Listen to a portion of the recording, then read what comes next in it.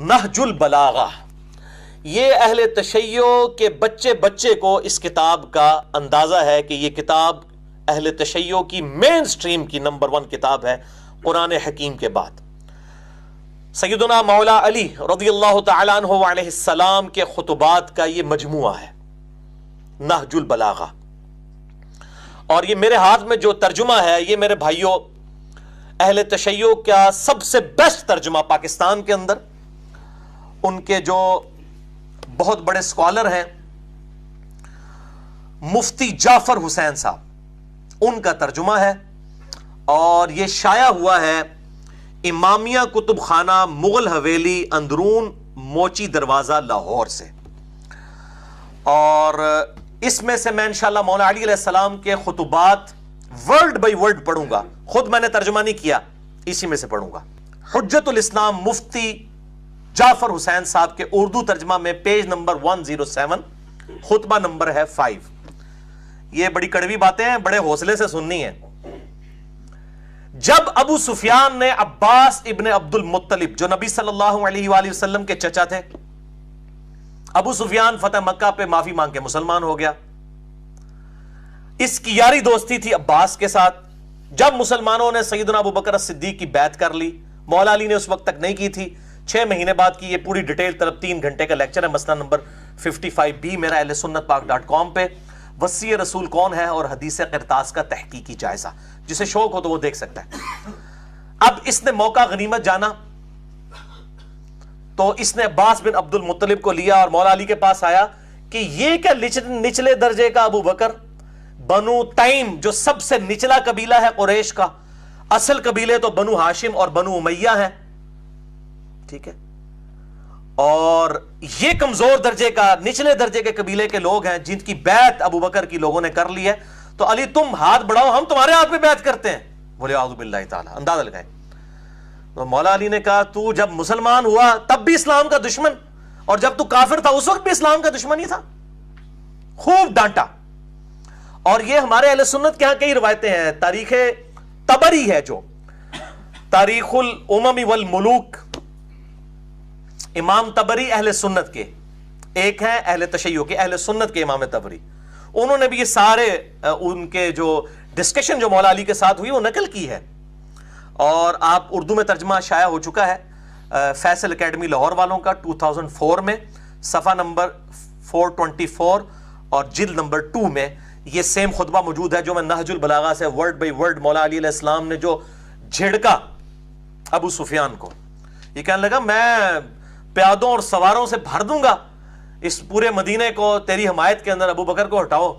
تو مولا علی نے کہا کہ ہاں انہی پیادوں اور سواروں کے ساتھ بھرے گا نا جو تو خندق میں اور احد میں رسول اللہ کے مقابلے پر لے کے آیا تھا جن لوگوں کو، آج ابو بکر کے مقابلے پر میری حمایت کے اندر ان لوگوں کو لے کے آئے گا۔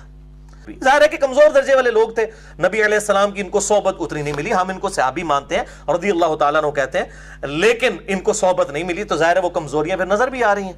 اب یہ وہ آپ ورڈ بائی ورڈ خطبہ سنیں مولا علی نے کیا ڈانٹا ہے، اور اس میں کئی ایک ٹروتھ ایکسپوز کی ہے مولا علی نے۔ اے لوگو، فتنہ و فساد کی موجوں کو نجات کی کشتیوں سے چیر کر اپنے کو نکال لو، تفرقہ اور انتشار کی راہوں سے اپنا رخ موڑ لو، نہ انتشار پیدا کرو، جب بیعت ہو گئی ہے ٹھیک ہے۔ اللہ اکبر۔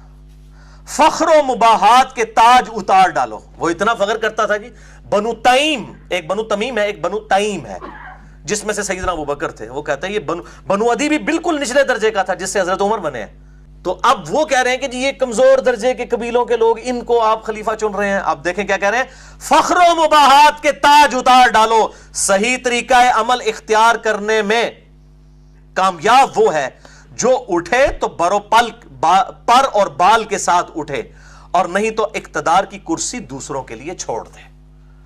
وہ کہہ رہے ہیں جب لوگوں نے اتفاق کر لی ابو بکر کے اوپر، پھر اس معاملے میں معاملے کو بگاڑنے کی ضرورت نہیں ہے، بلکہ اقتدار کی کرسی ان کے لیے چھوڑ دی جائے۔ ظاہر نبی صلی اللہ علیہ وسلم بادشاہ نہیں تھے، اللہ کے خلیفہ تھے دنیا پہ، آپ یہ ملوکیت کر ہی نہیں سکتے تھے کہ مولا علی کو اپنے بعد خلافت دے کر جاتے، اگرچہ مولا علی حقدار بھی تھے، کسی بھی درجے میں کسی صحابی سے کم نہیں تھے بلکہ بڑھ کر ہی تھے، لیکن آپ صلی اللہ علیہ وآلہ وسلم یہ ملوکیت نہیں کر سکتے تھے، اور سیدنا علی کو بھی یہ پتا تھا۔ مسئلہ نمبر 55B وصی رسول کون ہے صلی اللہ علیہ وآلہ وسلم اور حدیث قرطاس کا تحقیقی جائزہ، اس میں میں نے ڈیٹیل سے یہ بات کی ہے۔ اب یہاں پر دیکھیں، وہ کہتے ہیں اور اس طرح خلق خدا کو بد امنی سے راحت میں رکھو۔ اس وقت طلب خلافت کے لیے کھڑا ہونا ایک گدلا پانی اور ایسا لقمہ ہے جو کھانے والے کے گلے میں پھنس کر رہے گا۔ پھلوں کو ان کے پکنے سے پہلے چننے والا ایسا ہی ہے جیسے دوسروں کی زمین میں کاشت کرنے والا۔ وہ کہتے ہیں جب پھل کچا ہو تو اس کو تو نہیں اتارنا چاہیے، یعنی میں بھی پھل ہوں، میرا پکنے کا وقت آئے گا جب جمل، صفین اور نہروان لڑنی ہوگی۔ وہ میرے نبی نے میری ڈیوٹی لگائی ہے، وہ ظاہر ہے چوتھے خلیفہ نہیں لڑنی تھی آ کے، تو کچے پھل کو مت توڑو۔ اب وہ ان کو یہ باتیں پتہ تھی، وہ آگے بات یہ کریں گے بھی۔ اگر بولتا ہوں تو لوگ کہتے ہیں یہ دنیاوی سلطنت میں اٹھ کھڑے ہوئے ہیں، اور اگر میں چپ رہتا ہوں تو لوگ کہتے ہیں موت کے ڈر سے چپ کر گیا۔ افسوس اب اس بات پر کہ جب میں ہر طرح کے نشیب و فراز دیکھ چکا ہوں۔ وہ کہتے ہیں میں نے تو ہر جگہ اسلام کے لیے قربانیاں دی، میں تقیہ کس طرح کر سکتا ہوں، میں اللہ کا شعر ہوں۔ یہ کہتے ہیں خالد ابن ولید نے وہ جکڑ کے رسیوں میں، جھوٹی روایت، وہ 1 کروڑ خالد ابن ولید مولا علی کا مقابلہ نہیں کر سکتے۔ وہ کہتے ہیں میں نے تو اسلام کے بڑے یہ ادوار دیکھے ہیں، جب کوئی بھی آگے نہیں جاتا تھا، خیبر کے اندر، خندق کے اندر ابن عبد الود آ گیا، خیبر میں مرحب آ گیا، تو میں نے تو یہ سارے معاملات خود دیکھے ہوئے ہیں، میں موت سے نہیں ڈرنے والا۔ صحیح مسلم میں آتا نا، میرا نام میری ماں نے حیدر رکھا ہے، شیر ہوں میں۔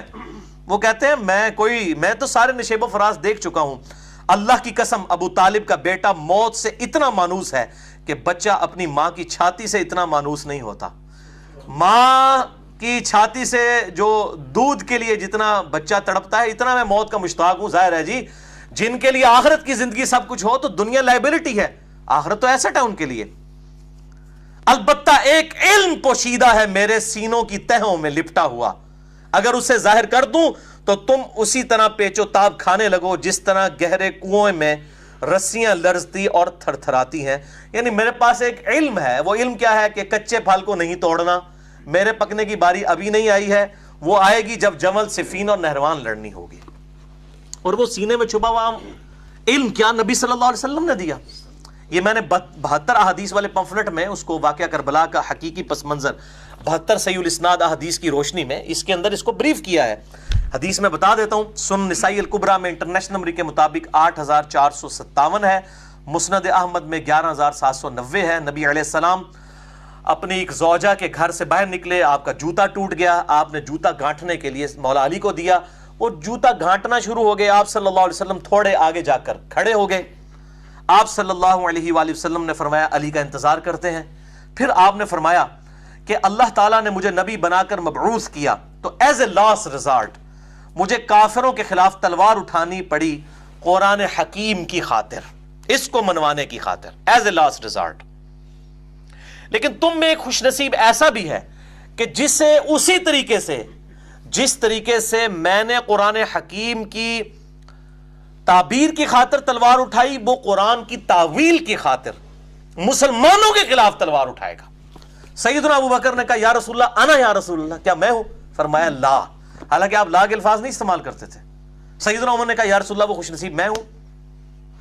فرمایا نہیں، بلکہ وہ خوش نصیب وہ ہے جو میری جوتیاں گانٹ رہا ہے۔ صحابہ دوڑے مولا علی کی طرف اور کہا کہ آپ کو مبارک ہو، آپ کے لیے اتنی بڑی خوشخبری ہے کہ آن دا بہاف آف پروفٹ آپ مسلمانوں کے خلاف تلوار اٹھائیں گے جس طرح کہ نبی صلی اللہ علیہ وسلم نے کافروں کے خلاف۔ تو مولا علی مسکرا پڑے۔ صحابہ کہتے ہیں ہم سمجھ گئے کہ مولا علی کو اس بات کا پتہ ہے، حضور نے بتایا ہوا ہے ان کو پہلے ہی کہ آن دا بہاف آف پروفٹ انہوں نے جنگ جمل، صفین اور نہروان لڑنی ہے۔ کسی سعودی عرب کے تنخواہ دار مولوی کے سرٹیفکیٹ کی ضرورت نہیں ہے، نہ کسی ایران کے تنخواہ دار مولوی کے سرٹیفکیٹ کی ضرورت ہے۔ الحمدللہ بخاری اور مسلم میں درجنوں احادیث میں نے اس ریسرچ پیپر میں لکھی ہیں جنگ جمل، نہروان اور صفین کے اوپر مولا علی کے لیے گارنٹی حق پہ ہونے کی نبی صلی اللہ علیہ وآلہ وسلم نے دی ہے الحمدللہ۔ تو میرا تو موقف یہی ہے اس کے فرقہ واریت کے حوالے سے، یہ لعنت جو ہے ان الذین فرقوا دینہم وکانوا شیعا لست منہم فی شیء، سورہ الانعام آیت نمبر 159، جنہوں نے دین میں فرقے بنائے اور اپنے آپ کو گروہوں میں بانٹ لیا ہے، نبی صلی اللہ علیہ وسلم آپ کا ان سے کوئی تعلق ہی نہیں ہے۔ تو انما امرہم الی اللہ، ان کا معاملہ اللہ کے سپرد ہے، اللہ تعالیٰ قیامت دن کو بتائے گا ان کے ساتھ کہ انہوں نے یہ فرقہ واریت کی لعنت جو امت میں ان ذاکرین نے اور مولویوں نے عام کی ہے، اور وہ اپنی اپنی مرضی کی چیزیں لے کے پھر رہے ہیں.